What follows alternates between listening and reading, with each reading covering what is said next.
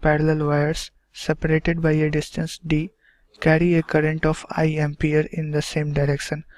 हमें दो वायर दिया हुआ है जो इसके बारे में क्या कहा गया है कि वो थिन है, लॉन्ग है, पैरेलल है आपस में, और ये दोनों जो है आपस में एक डिस्टेंस d से सेपरेटेड है, और दोनों में जो करंट की वैल्यू है वो दोनों में सेम है, आई एम्पियर करंट फ्लो कर रहा है दोनों में, और दोनों में जो डायरेक्शन है करंट फ्लो का वो भी सेम है। तो हमें बताना है कि वो दोनों क्या करेंगी, या तो अट्रैक्ट कर सकती हैं या फिर रिपेल कर सकती हैं। तो हमें वही उन दोनों में से बताना है कि कौन सा ऑप्शन इन चारों में से सही है। तो ये क्वेश्चन सिंपल प्रॉपर्टी पे बेस्ड है। अगर मेरे पास कोई दो वायर है, ठीक है, मैं इन दोनों को मान ले रहा हूँ कि ये इन्फिनाइट वायर है एक तरह से, और दोनों के बीच का जो सेपरेशन है वो d गिवन है। इसमें करंट में मान के चल रहा हूँ कि I1 है, और इसमें करंट जो है वो I2 फ्लो कर रहा है, दोनों सेम डायरेक्शन में। तो जो हमें इन दोनों वायर्स के बीच में फोर्स लगता है वो पहला चीज की अट्रैक्टिव होता है, ये दोनों वायर्स एक दूसरे को अट्रैक्ट करेंगे। और दूसरा चीज कि इनमें जो फोर्स लगता है उसका मैग्नीट्यूड क्या होता है, तो उसका फॉर्मूला होता है F/L, force per unit length of wire जो है वो लगता है mu naught I1 I2 by 2 pi d। ये फॉर्मूला होता है हमारा। ये मैग्नेटिक फील्ड के इफेक्ट के कारण ऐसा हमें ऑब्जर्वेशन दिखता है कि ये दोनों वायर्स आपस को एक दूसरे को अट्रैक्ट कर रही हैं। तो अब हमें जो इस क्वेश्चन में करंट की जो वैल्यू दी हुई है वो दोनों में सेम दी हुई है, ठीक है। तो हम लोग यहाँ पे पुट कर लेंगे, तो ये हो जाएगा F/L इज इक्वल टू हमारा आ जाएगा mu naught I square by 2 pi d। ये हमारा फोर्स पर यूनिट लेंथ आ जाएगा, जिससे ये दोनों वायर्स आपस में एक दूसरे को अट्रैक्ट कर रही होंगी। तो हमारा कौन सा ऑप्शन सही आया, ये ऑप्शन बी जो है वो बिल्कुल सही है। ये एक आसान सा क्वेश्चन है पावर पे बेस्ड। हमें क्या पता है कि हीट जो होता है वो पावर इनटू टाइम होता है। अल्टीमेटली हम लोग कह सकते हैं कि heat is proportional to power, मतलब अगर हीटर का पावर जो है वो ज़्यादा होगा तो हीट एनर्जी ज़्यादा निकलेगी। तो अब हम लोग को पावर निकालना है एक्चुअली में। पहले जो रेसिस्टेंस था हीटर कॉइल का, मैं मान रहा हूँ कि ये हमारा हीटर का कॉइल था, तो इसका रेसिस्टेंस मैं मान ले रहा हूँ कि R है। अब मैंने क्या किया, इस हीटर के वायर को काट दिया और हाफ कर दिया, और अब इस हाफ वाले पार्ट को हम लोग यूज कर रहे हैं हीटर के कॉइल के रूप में। तो इस हाफ वाले का रेसिस्टेंस कितना हो जाएगा, R/2, क्योंकि R रेसिस्टेंस जो होता है वो प्रोपोर्शनल टू लेंथ होता है। पहले इस पूरे लेंथ के कॉरस्पॉन्डिंग R था, तो अब हाफ लेंथ के कॉरस्पॉन्डिंग कैपिटल R/2 हो जाएगा रेसिस्टेंस इस वाले प्रिंसिपल से, ठीक है। तो अब हमारा क्या हो गया, रेसिस्टेंस हाफ हो गया। अब हम लोग हीटर में क्या करते हैं कि इस वायर को किसी कांस्टेंट पोटेंशियल डिफरेंस से मेंटेन करके यूज करते हैं, इससे करंट पास करवाते हैं इससे, और अल्टीमेटली ये वाला वायर जो है वो हीट होके एनर्जी देता है, ठीक है। तो अब हम लोग यहाँ भी क्या कर रहे हैं, वही काम कर रहे हैं, लेकिन अब हमारा कॉइल का जो लेंथ है वो हाफ हो गया है। अब पावर क्या होता है, पावर जो है वो हम लोग क्या लिख सकते हैं कि V²/R, क्योंकि अभी पहले जो पोटेंशियल डिफरेंस से हम लोग मेंटेन कर रहे थे इस हीटर के थ्रू, अब भी वही पोटेंशियल डिफरेंस मेंटेन करेंगे। तो अब हमारा क्या हो गया, जो पावर इज इक्वल टू होगा वो V²/R पहले था, तो अब हो गया power new is equal to V²/R/2। ये नया पावर हो गया, यानी कि ये अल्टीमेटली 2V²/R हो गया। इसका मतलब जो नया वाला पावर है वो पुराने वाले पावर का 2 टाइम्स हो गया, यानी है कि ये कितना होगा। तो ये आसान सा क्वेश्चन है, हम लोग किरचॉफ्स लॉ लगा लेंगे। मैं मान रहा हूँ कि इस ब्रांच में जो करंट की वैल्यू है वो I है, तो हमें क्या मिलेगा कि इस ब्रांच में करंट की वैल्यू क्वेश्चन में गिवन है कि 0 है। अगर कुछ भी करंट फ्लो करता तो ये गैल्वेनोमीटर जो है वो कुछ डिफ्लेक्ट करता, लेकिन क्वेश्चन में ही गिवन है कि 0 डिफ्लेक्शन शो कर रहा है गैल्वेनोमीटर। इसका मतलब कि ये जो करंट है I, इस पॉइंट पे आने के बाद इस ब्रांच में फ्लो करना शुरू हो जा रहा है, इस ब्रांच से नहीं फ्लो कर रहा है। तो हमें क्या मिला कि इस रेसिस्टर से करंट जो निकल रहा है, फ्लो कर रहा है, वो आई ही है। फिर ये करंट आई इधर आ जाएगा, ठीक है। अब हम लोग क्या करते हैं कि इस लूप में और इस लूप में किरचॉफ्स लॉ लगा लेते हैं, ठीक है। तो किरचॉफ्स लॉ इस लूप में लगाएंगे तो क्या लिखेंगे हम लोग, यहाँ से मैं शुरू करता हूँ इस डायरेक्शन में, plus 2v minus I into R is equal to 0, यानी कि हमें मिल गया I R is equal to 2, ठीक है। अब यहाँ पे इस इक्वेशन में हमें दोनों वैल्यूज जो है वो नहीं पता है, ठीक है। अब हम लोग इस लूप में लगाते हैं किरचॉफ्स लॉ। तो इस लूप में यहाँ से मैं इस तरीके से बढ़ता हूँ, तो plus 12 minus 500 I minus I R is equal to 0। तो यहाँ से आ जाएगा 12 minus 500 I minus I R का वैल्यू अभी कैलकुलेट किया 2, तो ये हो गया हमारा इक्वेशन। तो यहाँ से मिल जाएगा 500 आई इज इक्वल टू 10। इसका मतलब क्या हुआ कि आई इज इक्वल टू हो जाएगा हमारा 10/500, यानी कि 1/50 एम्पियर करंट, यानी कि इस सर्किट से जो है वो 1/50 एम्पियर करंट फ्लो करेगा। अब ये इक्वेशन वो फर्स्ट था हमारा। इस इक्वेशन फर्स्ट की मदद से हम लोग क्या करेंगे कि R इज इक्वल टू लिख सकते हैं ना 2/I, और ये हम लोग 2/I की जगह पे 1/50 पुट कर देंगे, तो ये हो जाएगा हमारा 100 ओम। तो हमारा कौन सा ऑप्शन सही हो गया, 100 ओम वाला, ए ऑप्शन सही आ गया।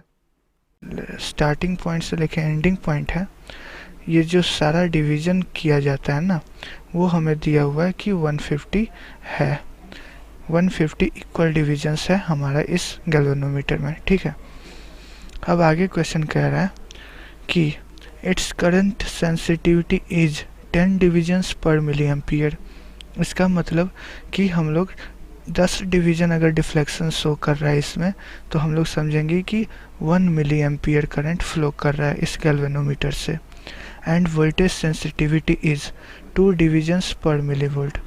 और अगर वोल्टेज हम लोग मेजर कर रहे हैं तो 2 डिविजन्स अगर हम लोग को देखने को मिलता है डिफ्लेक्शन, तो समझेंगे कि 1 मिली वोल्ट का पोटेंशियल ड्रॉप हो रहा है, ठीक है। ये इम्पॉर्टेंट इन्फॉर्मेशन हमें क्वेश्चन में गिवन है। अब आगे कह रहा है question, in order that each division reads 1 volt. अब हमें क्या करना है कि सारे डिवीजन से 1 वोल्ट की रीडिंग चाहिए हमें। तो the resistance in ohm needed to be connected in series with the coil will be. तो हमें बताना है कि इस गैल्वेनोमीटर के कॉइल के साथ सीरीज में एक कितने वैल्यू का रेसिस्टेंस कनेक्ट करे कि ये हमारा 1 वोल्ट पर डिवीजन रीड करे। अब गौर से देखो, अगर एक डिवीजन से 1 वोल्ट रीड करेगा तो ये 150 डिवीजन्स बनाए हुए हैं। तो 150 डिवीजन्स बनाने पे हमें कितनी रीडिंग ये गैल्वेनोमीटर के थ्रू देखने को मिल सकती है, मैक्सिमम 150 वोल्ट्स। तो हमें अल्टीमेटली इस गैल्वेनोमीटर को 150 वोल्ट्स के वोल्ट मीटर में कन्वर्ट करना है। तो अब हमें जो जो इन्फॉर्मेशन दिया हुआ है उसका यूज करते हैं।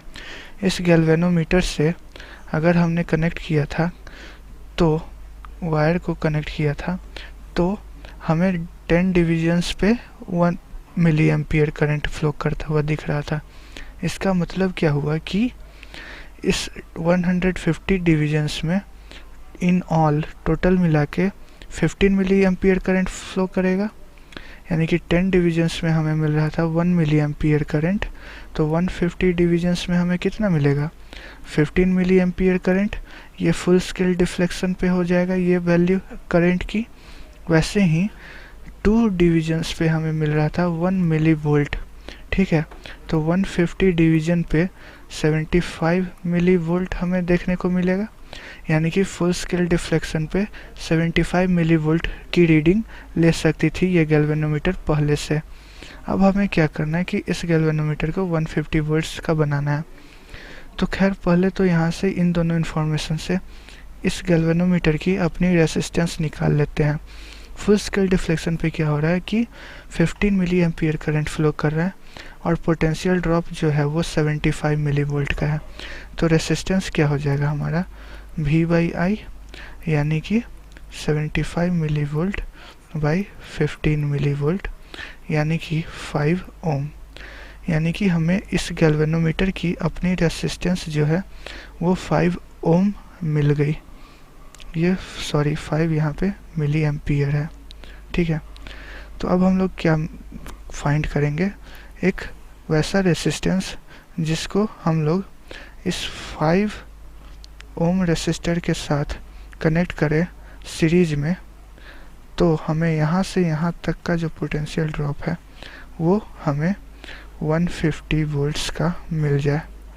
तो उसके लिए हमें क्या करना होगा, हम लोग क्या करेंगे कि इससे जो करंट फ्लो कर सकता है मैक्सिमम, वो तो हमें पता है, वो कितना पता है 15 मिली एम्पियर।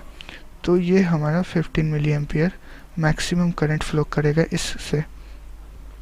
तो अब हम लोग निकाल लेंगे कि पोटेंशियल ड्रॉप का इक्वेशन मैच करके रेसिस्टेंस का वैल्यू। तो हमें इस पॉइंट और इस पॉइंट के अक्रॉस पोटेंशियल ड्रॉप कितना देखने को मिलेगा, 15 into 10⁻³ ampere into R plus 5। ये पोटेंशियल ड्रॉप हमें देखने को मिलेगा इस पॉइंट और इस पॉइंट के थ्रू। और ये पोटेंशियल ड्रॉप कितना के इक्वल होना चाहिए, क्वेश्चन के हिसाब से 150 वोल्ट के इक्वल होना चाहिए, क्योंकि अब हम लोग एक एक्स्ट्रा रेसिस्टर लगा के इसकी कैपेसिटी को, वोल्टेज कैपेसिटी को बढ़ा दिए हैं। तो ये अब हमारा हो जाएगा, कैंसिलेशन में जाएगा ये और ये। तो हमारा वैल्यू कितना आ रहा है, ये R plus 5 is equal to हो जाएगा 10⁴, यानी कि 1000। तो R की जो वैल्यू होगी वो 9995 ओम हो जाएगी। तो हमारा कौन सा resistance of the two sources R, और जो इंटरनल रेसिस्टेंस है दोनों सोर्स का, उसका वैल्यू दिया हुआ है R1 और R2। और साथ में ये भी दिया हुआ है कि R1 जो है, यहाँ पे थोड़ा मिसप्रिंट है, ये R2 ग्रेटर देन R1 होगा, ठीक है। If the potential difference across the source having internal resistance R2 is 0। अब हमें बताया जा रहा है कि जो पोटेंशियल डिफरेंस है across the source having internal resistance R2 वाले रेसिस्टेंस के सोर्स के अक्रॉस जो पोटेंशियल डिफरेंस है वो 0 है, तब कौन सा रिलेशन इनमें सही होगा। तो इस इक्वेशन को सॉल्व करने के लिए, इस क्वेश्चन को सॉल्व करने के लिए हम लोग इसको सर्किट के फॉर्म में बनाते हैं। तो ये पहला सेल है, मैं मान लेता हूँ कि इसका EMF भी है, इसका इंटरनल रेसिस्टेंस को मैं मान ले रहा हूँ कि R1 है, ठीक है। अब ये दूसरा सेल है और इसका इंटरनल रेसिस्टेंस R2 है, इसका भी EMF कितना है V वोल्ट, और इसको कनेक्ट किया गया है एक रेसिस्टेंस से जिसकी वैल्यू है कैपिटल R। तो इस सर्किट में क्या होगा, हम लोग मान लेते हैं कि कुछ करंट I फ्लो कर रहा है, तो I की वैल्यू निकाल सकते हैं ना हम लोग। R इक्विवेलेंट इस सर्किट का क्या हो जाएगा, R plus R1 plus R2, और EMF इक्विवेलेंट कितना हो जाएगा, वो हो जाएगा 2V। तो I is equal to V equivalent by R equivalent कर लेंगे, तो ये आ जाएगा हमारा 2V by R plus R1 plus R2, ठीक है। अब क्वेश्चन में कह रहा है कि ये जो पोटेंशियल डिफरेंस है R2 वाले रेसिस्टर के अलोंग, R2 वाले सोर्स के अलोंग एक्चुअली में, यानी कि ये वाला पॉइंट और ये वाला पॉइंट के बीच में जो पोटेंशियल ड्रॉप है वो 0 हो जाता है, ठीक है। तो हम लोग क्या लिख सकते हैं यहाँ से, VA और ये पॉइंट में नाम दे रहा हूँ A और ये पॉइंट B। तो हम लोग लिख सकते हैं VA minus V plus I into R2 is equal to VB हम लोग लिख सकते हैं, यानी कि अल्टीमेटली हमें क्या मिल गया, VA minus VB is equal to V minus I R2। और ये VA माइनस VB जो है वो क्वेश्चन में गिवन है कि 0 है, तो ये 0 हो गया। इसका मतलब हमें क्या मिल गया कि V is equal to I R2 मिल गया। अब हम लोग इस इक्वेशन में क्या करेंगे कि I की वैल्यू पुट कर देते हैं, तो हमें मिल जाएगा v is equal to 2v by r plus r1 plus r2 into r2। अब यहाँ से v और v कैंसिल हो गया, हमारा इक्वेशन क्या बन गया, r plus r1 plus r2 is equal to 2r2। तो यानी कि हमारा इक्वेशन ये हो गया r plus r1 is equal to r2 और यहाँ से आ गया r is equal to r2 minus r1। ये कोई ऑप्शन है? तो ये ऑप्शन दिया हुआ है ए ऑप्शन। ए ऑप्शन हमारा सही है। यहाँ पे जो एरर था वो था कि यहाँ पे 2 होगा। ये r2 greater than r1 question में दिया हुआ है, तभी ये ऑप्शन वैलिड है। नहीं तो अगर r2 लेस देन r1 होता तो ये वैल्यू जो है वो लेस देन 0 हो जाती, और हमें पता है कि किसी भी चीज़ का रेसिस्टेंस नेगेटिव नहीं होता, तो फिर ये ऑप्शन इनवैलिड हो